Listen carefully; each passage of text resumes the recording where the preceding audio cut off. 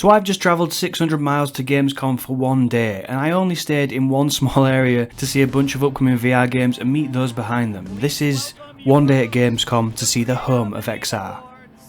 So to get there and back in one day, this had to be an early start. I was up at 4 AM to set off to Manchester Airport. We took off at 8 AM and landed in Dusseldorf a couple of hours later. Gamescom is based in Cologne, but it was actually cheaper and gave me more time in Germany to fly into Dusseldorf and take a train to Cologne, which is exactly what I did.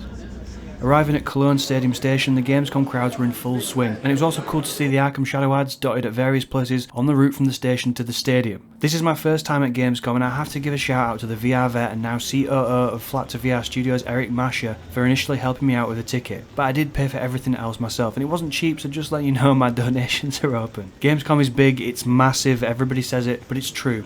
And it wasn't the easiest place to navigate either, especially for a newcomer, but that didn't matter too much. I had limited time, my first booking was coming up, and I just needed to find one place, as that's where I'd be spending my day, the home of XR Mega Booth.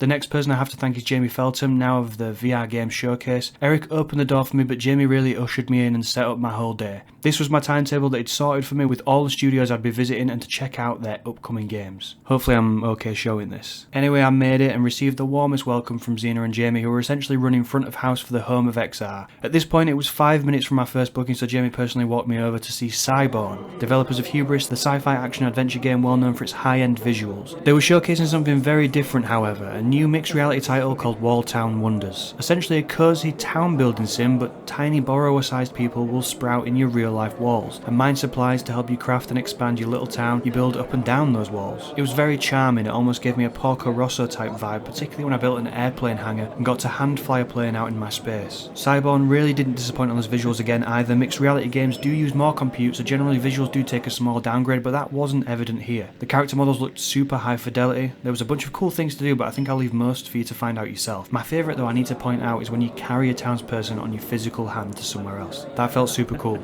Yeah, that was pretty cool.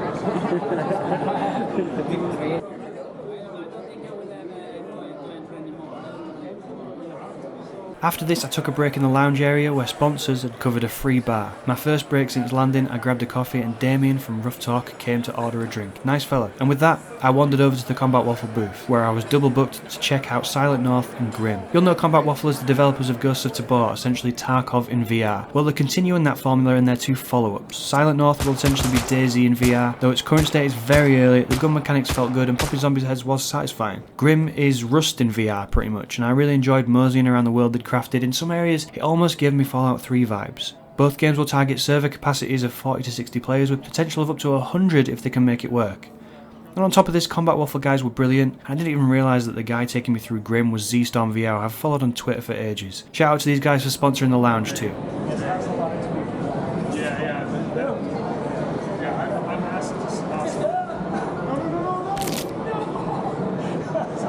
Next up was Soul Assembly, the developers of Drop Dead the Cabin, and of course its mixed reality experience. The Last Stand is their follow-up and evolution of that mixed reality experience. They're calling this a PvP mixed reality game, but I'd argue it's PvEVP. The premise is that you're barricaded in a shop in a shopping mall. The shop is your real life room, but there are windows all around looking out into the mall. Across the mall is another shop with another real life player in, playing exactly the same as you. You need to kill each other while also defending your room against hordes of undead coming at you. There's some cool gameplay tricks too, where you can set alarms off in your enemy's shops to attract more zombies, or you can close the shutters on your shop for a brief moment of protection. There's also an in-game store on your tablet to purchase more weapons using currency you earn for killing the undead, or even shooting some things in the environment outside. Now this really surprised me and ended up being one of my favourite experiences at Gamescom. I just love clever tricks being used in VR and MR, and some wonderful magic tricks are at play here. Great job team. Moving on to the first of two fast travel game visits. First up is Band Space. Think Rock Band in VR. 4 players are possible with solo play too. You can play guitar, bass, keyboards and drums. All play styles are interesting and fun, with guitar having a significant jump up in difficulty. The songs are pretty cool and the environments are great, but you actually have free locomotion when on stage, but if you're playing drums you can't move the drum kit. I had a great time chatting with the guys here, especially about peripheral opportunities for meta that they really should be taking advantage of, and while the songs are mostly unknown to the average person, they will have modding ability to create and upload any tracks you want for endless opportunity. After a quick charge break, I headed over to Beyond Frames Entertainment. Just a quick note to say a huge thanks to Maeva of Beyond Frames, who was actually the brainchild of the Home of XR Mega Booth. It was a massive success and I know next year is going to be even bigger. They're also there to show their follow-up to the underrated puzzle adventure game Down the Rabbit Hole, called Escaping Wonderland. It isn't a direct sequel but set in the same world as Down the Rabbit Hole, and I really enjoyed my time with this one. It's essentially Down the Rabbit Hole 2.0. It looks great, as you can see here, wonderful textures, challenging but not impossible puzzles, and very charming story and voice acting. With the same movement scheme where you grab roots to move yourself around and keep an eye on your character in third person. This will be a must play for me on release and will be a bit longer than Down the Rabbit Hole, around 5 hours. Now after Escaping Wonderland, I did have a little bit of time before my next appointment, so I wandered over to Vertigo Games, who were demoing the Arizona Sunshine remake in the open, but they also had a behind closed doors demo of Metro Awakening. I actually asked earlier in the day if they had any free appointments for Metro, but they were fully booked up. But I was desperate to check it out, so I asked if it was possible to watch others playing, which they let me in, and I found JBrat demoing at that moment. Apparently they had a no-show for the other station at that exact time, and asked if I wanted to take the spot. Well, of course I did, but it did require me to sign an NDA, so I actually can't say anything about my experience with the game, but I just want to shout out Vertigo and the team for being so accommodating and squeezing me in.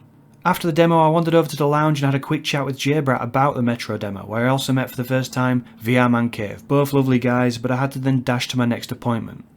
The game kitchen are cooking up all on board. Very different to anything I usually gravitate towards, less of a game and more a platform for games. If you're interested in tabletop games, this really should be on your radar. I didn't realise, but some of these are really expensive to get the physical versions of. All on board will recreate these tabletop games with exact precision, and the game mechanics of grabbing all the board pieces, cards, die and everything in between will feel just as natural as IRL. I didn't expect this one to grab my interest, but the team are super passionate, and online multiplayer, social aspects, environments specific to games as well as mixed reality should make this one a winner for tabletop fans. All on board will include a couple of games when you purchase it, but will have DLC to purchase further games at a fraction of the price of the physical versions. It's pretty cool. After this, I had my final demo of the day, a return to the lovely people over at Fast Travel to play what may well have been my favourite game of the event, Action Hero. I'm a big Superhot fan, I love that game, and I think it's criminal that we never got a sequel. Well, it seems Fast Travel Games thought exactly the same and decided to make their own. In Action Hero, you play a stuntman or the titular action hero in 5 films featuring a number of chapters in each. You're tasked with completing, surviving or blasting your way through each difficult scene, and just like Superhot, time only moves when you do. It's better than ever, but now with increased action movie spectacle. It might have been fatigue or because it was the last game demo of the day, but this wasn't easy. I died a lot, but I just kept persevering because it was so damn fun. It was active as well, dodging bullets, motorcycles, explosions and even raptors. This one was a blast and I can't wait to get my mitts on the just one more run style gameplay of this. It has the makings of a classic. Like I say, it's the Superhot sequel that we need. I don't understand why they didn't do a sequel. It's like we really focused on big set pieces, spectacle. And that was everything I saw at Gamescom. I said my goodbyes to Jamie, Xena and thanked Maver in person for the hard work setting this up. On my way out I bumped into and introduced myself to Gamertag VR and Mike of Virtual Reality Oasis, and now I guess 2080 Games. Both lovely fellas, but I had particularly good chat with Mike. The future of VR is exceptionally bright, and while I missed the chance to play the Behemoth demo and couldn't get access to the Batman demo, you could feel the excitement in the air. We're about to enter the next golden age of VR, and if you're on board too, make sure to like this video and subscribe to join the journey. This was an expensive trip, but worth every penny. The VR community is like nothing else. The DeeSax community I'm unbelievably thankful for. Without you, I wouldn't have had access to this, and I can't thank you enough. Let's keep growing together, and as usual, I'll see you on the other side.